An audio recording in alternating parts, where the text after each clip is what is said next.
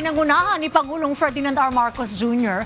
ang pagbibigay ng serbisyo at tulong sa ilalim ng Bawat Bayan Makikinabang Program sa Bangsamoro Autonomous Region in Muslim Mindanao o BARM.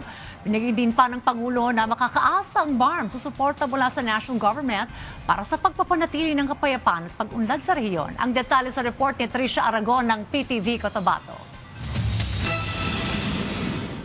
Sa kanyang talumpati sa 6th Infantry Division, Camp Siongco, Awang Datu, Udin Sinsuat, Maguindanao del Norte, binigyan diin ni Pangulong Marcos na patuloy na makakaasa ang BARM sa suporta ng pamahalaang nasyonal sa pagpapatuloy ng kapayapaan at pag-unlad sa rehiyon. It is one anchored on mutual trust, shared responsibility, and the firm commitment to our people.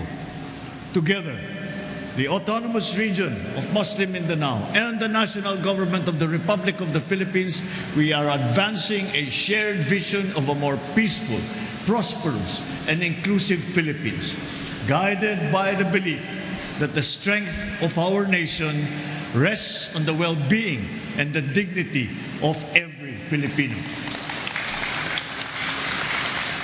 Isa sa mga itinampok sa programa ang National Government Bangsamoro Government Convergence Program na naglalayong pag-isahin ang mga serbisyo at proyekto ng ahensya ng pamahalaang nasyonal at ng pamahalaang Bangsamoro sa ilalim ng programang Bawat Bayan Makikinabang. Mahigit 3 bilyon at 4 na milyong halaga ng mga proyekto, serbisyo at ayuda ang ipinagkaloob sa ilalim ng National Government BARM Convergence Program upang ilapit ang mga serbisyo ng pamahalaan sa mga komunidad sa Bangsamoro. Kabilang dito ang livelihood, mabahay, scholarship, health, agrikultura, at disaster response na pinangungunahan ng 1 bilyong livelihood assistance para sa mga former combatants. Sa kabuuang halaga, halos 2 bilyon at 9 na milyong piso ang mula sa BARM government at mahigit 433 milyong piso naman ang mula sa pamahalaang nasyonal.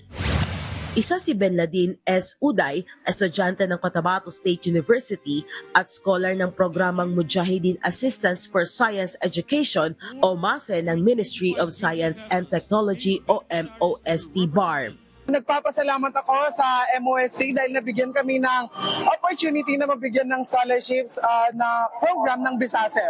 So nagpapasalamat rin kami sa Pangulo natin na si Ferdinand Bongbong Marcos dahil nabigyan kami ng opportunity na makapasok talaga sa scholarship na to at makatulong sa amin sa pag-aaral namin. Thank you po.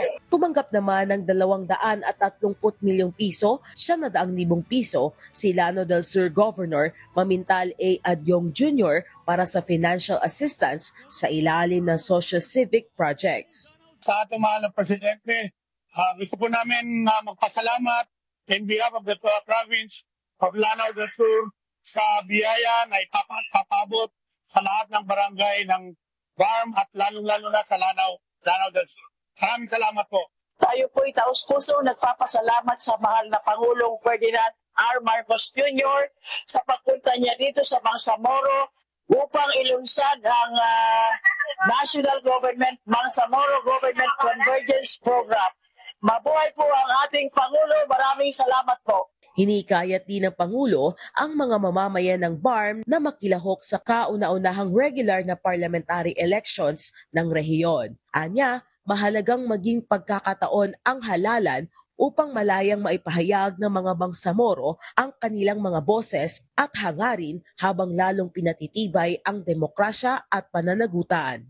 We are determined that we will push through with the second Monday of September of the coming September and to finally achieve our dream, our goal of being able to say that we have a duly elected parliament in the Bangsamoro Autonomous Region of Muslim Mindanao. Ilan lamang yan sa mga proyekto, assistance, frontline government services na opisyal na ipinagkaloob sa Bangsamoro Government sa ilalim ng National Government Bangsamoro Government Convergence Program. Mula dito sa Bangsamoro Autonomous Region in Muslim Mindanao, Tricia Aragon para sa Bayan.